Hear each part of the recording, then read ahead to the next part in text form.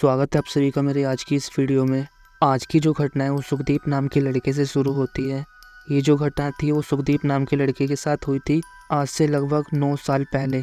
सुखदीप मुंबई में रहने वाला एक लड़का था और मर्चेंट नेवी की जॉब करता था और मुंबई के एक अपार्टमेंट में वो रहता था और उसकी फैमिली भी उसी अपार्टमेंट में उसके साथ रहती थी और उसे महीनों महीनों तक शिप के अंदर ही रहना पड़ता था। और जब उसे छुट्टियां मिलती थी तो अपने माता पिता के साथ कुछ समय रहने के लिए आया करता था। सुखदीप जिस अपार्टमेंट में रहता था वो एक प्रसिद्ध अपार्टमेंट था और इस अपार्टमेंट के 8th और 16th फ्लोर में रेफ्यूजी एरिया था। ये अपार्टमेंट टोटल 22 फ्लोर का था। जिन लोगों को ये नहीं पता कि ये रेफ्यूजी एरिया क्या होता है तो उसे मैं थोड़ा सा एक्सप्लेन कर देता हूँ। तो एक बिल्डिंग से दूसरे बिल्डिंग को कनेक्ट करने वाली जगह को रिफ्यूजी एरिया कहते हैं। फॉर एग्ज़ाम्पल, अगर आप एक बिल्डिंग में हो और आपको दूसरी बिल्डिंग में जाना हो तो आप रिफ्यूजी एरिया का इस्तेमाल कर सकते हैं दूसरी बिल्डिंग में जाने के लिए। और यही रिफ्यूजी एरिया इनके बिल्डिंग के 8th और 16th फ्लोर में था। और जो 16th फ्लोर था वहाँ पे तो लोग रहा करते थे, लेकिन जो 8th फ्लोर था इनकी बिल्डिंग से बाजू वाली बिल्डिंग को कनेक्ट करता हुआ जो रिफ्यूजी एरिया था वो बहुत ही सुनसान रहा करता था। इसके अंदर 4 फ्लैट्स थे और इसमें से एक भी फ्लैट बिका नहीं था और ना किसी ने उसे रेंट पे लिया था। और वो जो रिफ्यूजी एरिया था वो पूरी तरीके से सुनसान रहता था और वहाँ की जो लाइटें थी वो भी ख़राब रहती थी और जो एक आधी लाइटें थी वो भी डीप थी और बंद चालू होती रहती थी, जिस कारण उस रिफ्यूजी एरिया के अंदर कोई जाया ही नहीं करता था। वो पूरा सुनसान रहता था और सुखदीप जब भी अपने दोस्तों से मिला करता था तो वो इस बारे में हमेशा डिस्कस करता था और वो अक्सर अपने दोस्तों से पूछा करता था कि इस फ्लोर पर कोई आता जाता क्यों नहीं है और पूछा करता था कि ये जो रिफ्यूजी एरिया है उसको लोग इस्तेमाल क्यों नहीं करते हैं। वो अक्सर अपने दोस्तों से ये चीज़ें पूछा करता था, लेकिन उसके दोस्त भी उसे बताते हैं कि तुझे ऐसा नहीं लगता कि वहाँ कुछ नेगेटिव एनर्जीज हैं, तुझे नहीं लगता वहाँ पे कुछ होने का अभाव लगता है या नेगेटिविटी फील होती है। वहाँ पे लोग जाने से घबराते हैं और बहुत कतराते हैं क्योंकि वहाँ लोगों को डर लगता है। और उसके दोस्त भी उसे यही सलाह देते हैं कि तू भी वहाँ से मत जाया कर। और जो सुखदीप था उसको सिगरेट पीने का शौक था पर वो अपने फैमिली वालों के सामने कभी नहीं करता था। और जो सुखदीप था उसको स्मोकिंग करने का शौक था मगर वो चीज़ कभी अपने माता पिता के सामने जाहिर नहीं करता था। और सुखदीप ये काम अक्सर अकेले में या ऐसी जगह पे किया करता था जहाँ कोई नहीं हो। और जब कभी भी वो खाना खा के उठता था तो वो अपनी बॉक्स को अपने साथ में रखता था, स्मोकिंग बॉक्स को, और टहलते टहलते स्मोक किया करता था और स्मोक करके अपना घर पे आ जाया करता था। और अक्सर सुखदीप उसी रिफ्यूजी एरिया में जो 8th फ्लोर पे था वहाँ जाके स्मोक करके आया करता था। और वहाँ पे एक पुरानी सी चेयर भी लगी हुई थी जो कि वो बहुत ही नेगेटिव वाइब देती थी। कुर्सी भी बहुत पुरानी थी और वो जो जगह थी वो पूरी वीरान रहा करती थी, हवाएं भी चलती रहती थी और वहाँ पे कोई भी आता जाता नहीं था। पर वो जगदीप को वो जगह बहुत अच्छी लगती थी और वो वहीं पे बैठा करता था।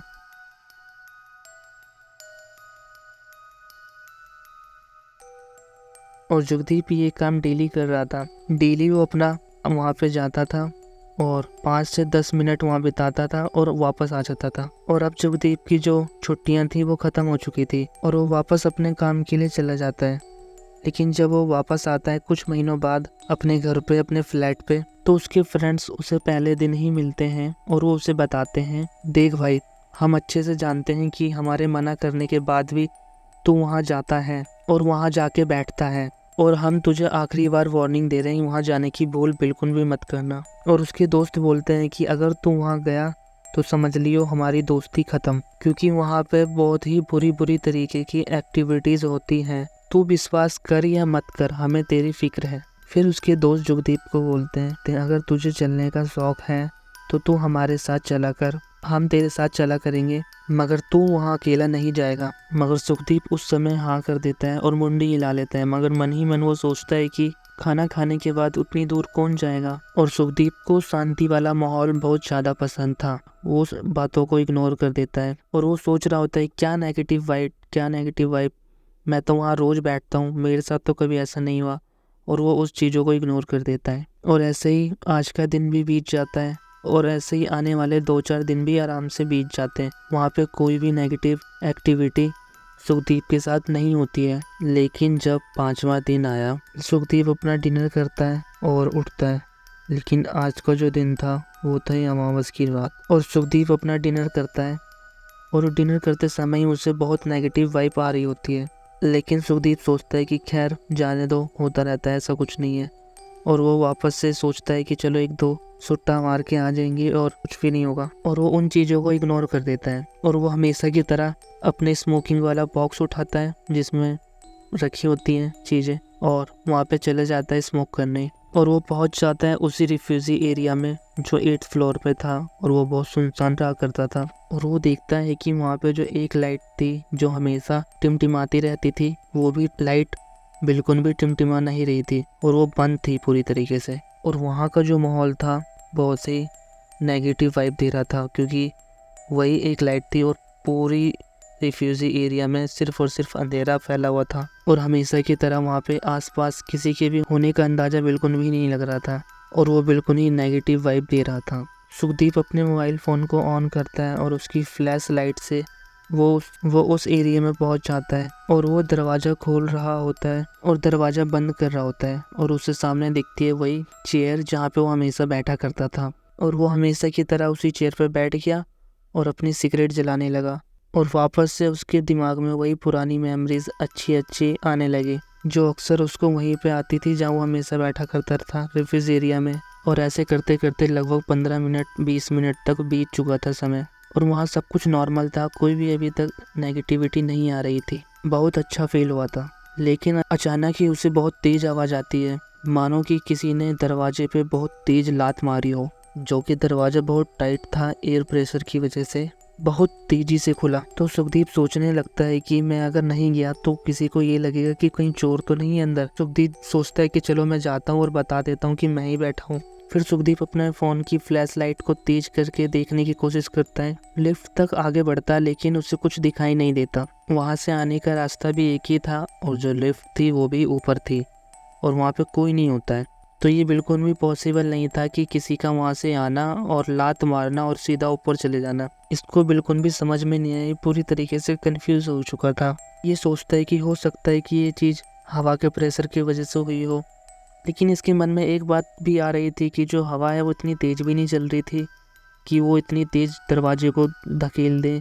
खैर वो इस बारे में ज़्यादा सोचता नहीं है और वो वापस अंदर आने लगता है और बैठ जाता है अपनी चेयर पे। मगर ये जैसे ही कुर्सी पे बैठता है इसको अचानक से ऐसा फील होता है कि उसे कोई पीछे से देख रहा है, और ये पूरा हैरान हो चुका होता है और इसे पक्का ये लग रहा होता है कि कोई ना कोई तो है जो मुझे यहाँ पे बैठा देख रहा है और मुझे कुछ बताने की कोशिश कर रहा है। कोई अनजान इंसान है या फिर कोई चोर। और ये वापस से खड़ा होता है और अपने लाइट के सहारे से उस लोगों को देखने की कोशिश करता है कि वहाँ पे कौन है, लेकिन कहीं पर भी कोई नहीं था।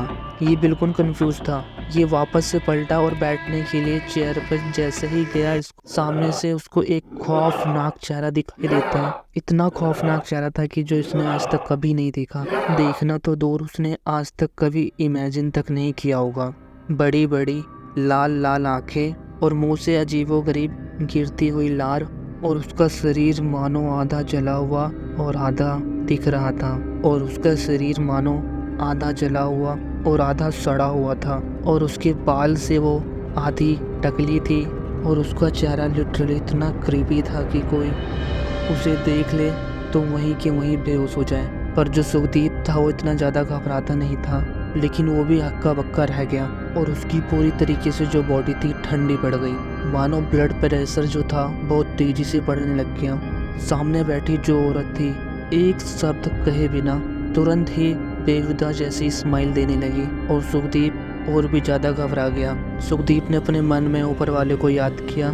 जितनी भी शरीर में जो ताकत थी उसने पूरी जोर से चिल्लाया और चीखा और नॉन स्टॉप भागने लगा। उसने लिफ्ट ना पकड़ के सीढ़ियों का रास्ता अपनाया। मैंने बताया था कि लिफ्ट जो थी वो ऊपर थी, और तब तक वो अगर इसका इंतज़ार करता तो शायद उसके साथ न जाने क्या हो चुका होता, क्योंकि जो दोस्त लोग थे वो वहाँ पे अनहोनी होने की बात कर रहे थे, और उसे वही सारी बातें उसके दिमाग में हिट करने लगी।